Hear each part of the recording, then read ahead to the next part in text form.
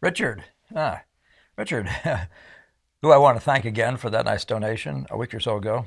And but this is from Richard, and so Richard, this one left me wondering what your thoughts are concerning Velasquez painting such a complex work as Las Meninas or the Spinners. Would you say he had the entire ensemble in front of him each time he worked on the painting, or would it be necessary only for the start? Could he then complete the painting with parts missing, relying on memory of the whole and perhaps a final shot with the entire cast in place to pull it together? Yeah, that's a very interesting question. And of course, nobody can precisely say, as Gamma would say, painters are full of dodges. we we we do what it takes. But on the other hand, there's that certain the magic of the truth of a visual impression that actually can't be. You can't pretend. It just doesn't. You can't bring it off. We've all tried it. You can't fake. Uh, um, what shall we say? Visual unity, um, the phenomena of stuff in nature. By the way, I should have shown some pictures, Sargent's pictures, where he's doing the oyster gatherers of Calais, and or even the El Galejo that's at the Gardner Museum in Boston, because those are examples of pictures that were pieced together literally. So there are several things you have to do if you're doing that, and then I'll get to your question, Richard. But if you're doing that, then the ideal thing would be now if he's doing drawings, they don't require anything except the same lighting, right? So if the kids are on the beach, he needs to be looking at them with that same lighting all the time. Conceivably, he could paint it indoor in the studio, but it's a sunny day, so my guess is that I say even drawing it, he would have drawn it outdoors in the same light and had everybody standing in the same light, even if he pieced them together one at a time, which he seems to have done, and which seems to precisely be the model of most imaginative type painting, right? So I know that in the late 19th century, in the late 1800s, there were a number of people stacking it. He's probably seen if there's a book called some call it kitsch, and I mean, this one is very easy to call kitsch, but it's the era of Bouguereau. People painted rather like Bouguereau, but his photographs. I say the era following, not immediately, in his young, about his active age. That's about when they were doing his middle to late 60s, 18s. Anyway, he's um, uh, somebody has gotten all these models, and they're standing naked on a what would look like a stage. All of them are there in position in some sort of a processional or something like that. And it's the funniest thing. There's this photograph of it, and who knows if the painter then painted from these photographs. Quite a number of people tried to paint from photographs and try to fake it and that sort of thing, so unsuccessfully. And I don't remember seeing if I've seen this guy's work. I've forgotten his name, but that's that would be amusing. But you'd have to be dang rich to have that many people stand for you, that many figure models stand for you, and hold a pose through a month or two. How many months would it take you to paint all those figures? So obviously, it would be way too pricey. You couldn't possibly afford to do that. I don't care who you are, you wouldn't do it. So in his case, he just had to substitute for everything, just take photographs and then probably pose them one after another as he was inclined to do and as he wanted to make reference to them. So, and other painters with even less money or lazier, if that's the right word, um, um, uh, might have just simply painted from the photograph, and which is one of the sad things that's happening today. And not that I critique anybody out there who just simply can't afford models, but the idea that, in fact, I just saw something. As somebody showed me a nice portrait by Joseph de Camp, and what you're seeing in the best painting of today is the photograph, whereas you're looking at de Camp and it's not the photograph. It's actually way closer to the model of Velasquez. So, so what did then Velasquez do? What would he have done? Well, conceivably, let's look at them. So your question was, did he have the entire ensemble in front of him each time he worked on the painting, or would it be necessary only for the start? And that's the key point right there. Could he then complete the painting with parts missing, relying on memory of the whole and perhaps a final shot? So let's just get through what happens here in the experience I've had. All right, so here's Las Meninas. This is apparently Velasquez studio, and everybody's visiting him. He appears to have a big light, a big north light, or no, in fact, that's coming from here, so maybe it's a north light, but the side window is what he's using here, I guess. Not the front, not the window coming in over our shoulder here as we look at him, but from this direction. So he's got a big window shining in through here. Does he have all these people lined up at once at one time and lay them in that way? You know, in this one, it really doesn't look like it. This looks like it's piecemeal and it's a little clunky, a little clumsy, except for certain sections, possibly even this whole section here, even maybe a lot of this. But there's something like the dog just looks like a cutout. And the placements of these people, you know, there's no question in my mind that he would have placed them better or slightly differently, even if he had been trying to, if he had literally had everybody up there in the room from the beginning. Now, maybe not, because he had a mission here to produce the family there, but to do one of these experiments, one of these grand experiments in painting the impression. So he might have done something what we'd call adequate, but then obviously brought in these people and they feel just a little bit piecemeal. And that's the big worry when you do break them up. But the next one, that is the Las Salandras, the spinners, one of those, based on one of those Greek tales, is considerably more unified, isn't it? And I apologize, I think these colors are all messed with. I don't know what in the world's going on here. You got to be careful. I see what's going on there. You do have to be very careful when you get prints online, and I wasn't careful enough on this one. So that's a very odd square thing happening in here, so I don't know what the heck that is. Yeah, that's too bad. I'll do better next time. I'll throw this picture away so I don't use it again. So, Richard, yeah, this one actually rather feels like he put some time in. Now, again, when you get over to here, these feel a little bit more piecemeal. But the grand unit of this is very, very, very literally Impressionist painting. This could be anybody from that period, from later, I should say, Sargent, virtually anybody. But particularly, it does resemble some of the things the Boston School does.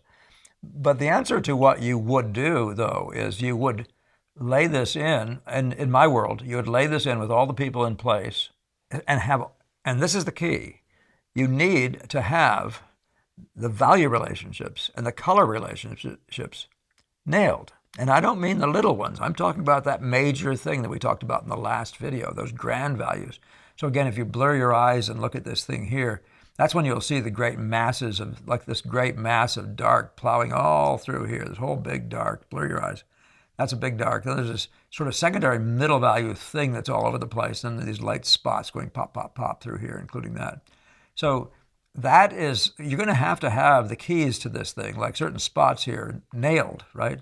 Certain plays nailed. Now, nailed both in placement with some articulation, which is, by the way, one of those points I make to people who think that when you paint this way, you can do construction drawing. It just won't work. You actually have to learn to draw a thing, a unit as it is, just then, right there on the spot, in a draftsman-like way. And that's Sargent's conversation, drawing the longest line you can, right? But so, and then having accomplished that mission, and by the way, you can sometimes do it from a study. You can do a color study of this thing and use that for the grand color relationships that you're going to then keep. But you have to put yourself through the paces and make sure that you've accomplished that mission. Make sure when you look at the thing objectively and as a whole, which you might not know till the second day, well, for which reason it might be wise to have this group in here twice. But at that point, everything is fair game, and you can paint piecemeal. But you do need to know who the most articulated, shall we say, that person, like this one here, and this would be the class of the center of interest. That center of interest thing has to also be established. Some aspect of it has to be established. So you know, for example, what your sharpest edges are. You have to know a bunch of stuff about the relationships with this and certain things over here so that you can actually live up to that visual order that you've established, which is literally the order of contrast in key places, if you can follow what I'm saying. So there's a bunch of these things. So it's the great masses plus the leading effects in multiple areas. The keys are there. They're keys in certain areas for both color and effect.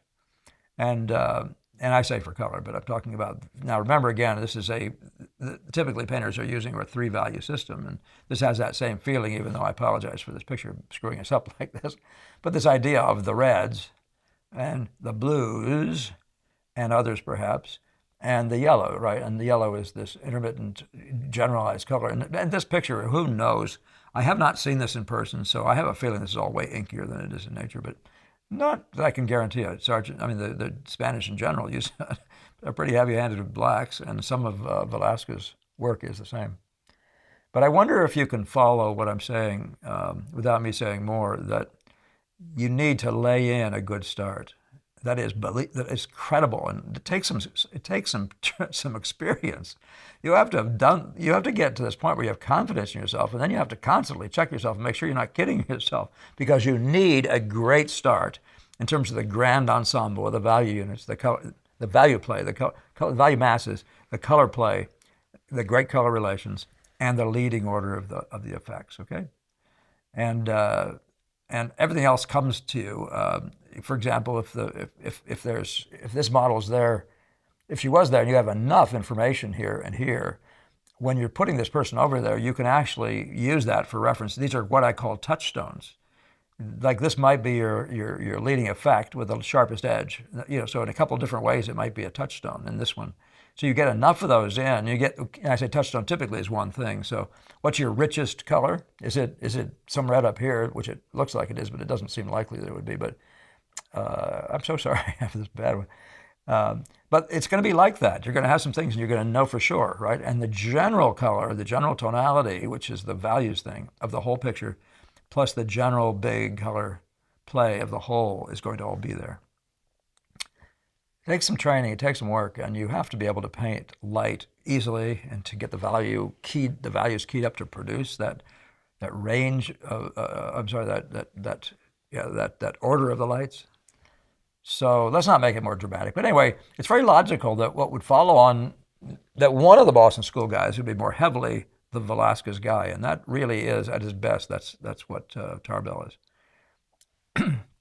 And you can see he's doing interiors, but these interiors don't feel, do they, like the Paxtons that we've shown you, like the new necklace. They don't feel the same, do they? They have considerably more, shall we say, lost and found, more attention to the visual order for its own sake, if you want to put it that way. Now, I say for its own sake, but literally it is the preparation for this kind of work. It's what they work from, is from these effects, these major masses and these effects. And so you'd not be expecting this guy to go out of his way to make a table, to make a girl. No, he's actually playing effect to effect, color to color. The whole thing is in this whole search for the interplay in the order in which it arrives to your eye. So, but yes, but these are strikingly, to me, strikingly Velasquez-y. They even a bit look like a limited palette, which I've never actually discussed that with Gamma, whether he thought that was something that was happening with Tarbell. But again, if you do these things, have the models set up, you'd have the models back there again whenever you could, but you really have this job of getting all the major spots set up. So if you blur your eye and look at this, you know you have to get the placement of this, which is nicely situated to an exit. And the placement of this is less important, but then the placement of this has to be really good. And certain other things, these exits. So you're going to be very good about this. You're going to be very good about your great values, like the big darks and this jump of darks. It's like there's a 1, 2, or is this maybe a whole one, and then there's 2, and then there's, you could argue, 3. So you see this is a big 3-value system again, just like the last video we talked about this. And the lights, and then the dark is a whole big thing, and then it's major. That's what it is, a 3. And again, 3, 5, whatever you want. It's only for the purposes, if you blur your eyes down, it's for the purposes of keeping the unity so you don't paint where you don't need to paint. But what he must do, if he wants to just intermittently bring in models, which most people do, most of us do, is he has to get the start to have the composition accurately, to have the value relationships accurate, and to have the color relationships accurate in their major ways, in their most poignant ways, and the order of the effects. So just that's it. That's all we're talking about. And you know, Richard, these guys can be spotted in and out if you have enough data. For example, if you have this spot here, this spot here, and this spot here right to each other, but that means that you can't be messing around sort of guessing. You have to make sure as a painter that you get these certain keys of these areas right. So it might be nothing more than just this piece right here, and you're still not really sure about that size, but this key might be this piece here or something there, or who knows what. But it'll be enough so you can be sure you're right, because you can interpret it, you can intuit, you can draw by just these marks, which I'm calling the arabesque, by just these marks, you can actually see whether your composition is there and whether the accuracy of the placements of things, sizes of things, is good for that level of drawing that you would have in that really early lay-in. So I don't know if I have more. You can see again here, he dashed obviously used a bunch of different people, and I would, this is not a picture that happened in one day. And so I'm not betting that all these people came back every day unless he had cousins and aunts and all that stuff visiting his yard. And so he could call on them for a couple hours. But at some point, you need the couple hours, say, just here for your center of interest one day. So why would you bother all these people if you've set the relationships of the colors right? Right? If you've already set the placement right to the whole, to all the other players, all the other elements of the abstraction of the composition. So that's what his first focus is going to be, though. It's going to be the big color scheme as the great, and by the way, in this area here, he's going to also have the great textures. He's going to have the differences between this. There'll be a certain texturalness in these things, even in the blobby lay-in, where he's not looking to paint leaves, but making sure he gives you that big unity, but it'll also have a certain texture, which you'd also see in Monet. Yeah, I won't say more, but obviously you know that you could bring models in and out. What you have to have is a great start. You don't have a great start that really already looks like it's already a great painting, meaning because those relationships are so good already and they really do contain every aspect of your composition, the color scheme, the values scheme, and the visual order, the play of things, as well as anything implied, the proportions of anything there, all those things have to be right. So if you have all those, and can you do that in a matter of hours? So this, obviously this is a sunny day with the light coming through this way, so he doesn't have endless hours to do this, does he? So how in the heck is he doing this? So again, you blow your eye and you'll know where to be and where not to be, and you make sure you get good at those places where things are really powerful. And so it could be something as much simple as the placement of this head in relation to, say, something about this, as some of these setup points, right? But a lot of this could be not even discussed. It might be important where this exit is. It certainly would be significant where this opening is here. But again, blow your eyes, see the great sweeping unities, and don't waste a lot of time trying to find leaves or draw things, because you can't do it. I wonder if that's coming across to you. I wonder and wonder. But these two are really nice videos. I did them one after the other because I like the way they connect. This one and the one previously, which is about the three value idea. So look at them together. Look at them one after the other if you like, because they are very, very significant to our way of working. Very basic, absolutely important things. All right, Richard, thank you for that again, and thank you all for your kind donations, for your comments, and for subscribing and sharing. Much appreciated. We're getting close to that 2,000 subscribers mark, and if we haven't already passed it. So I've been warned that we need to do something live for you, and I would be very pleased to do that. Don't know what it'll be. It was suggested we should do something in the next direction of a party, but I'm not a party guy that much. And I'd probably be a very poor MC of a party. You never know. I'm at the mercy of my producer. All right, so I wish you all well, and see you again in another talk.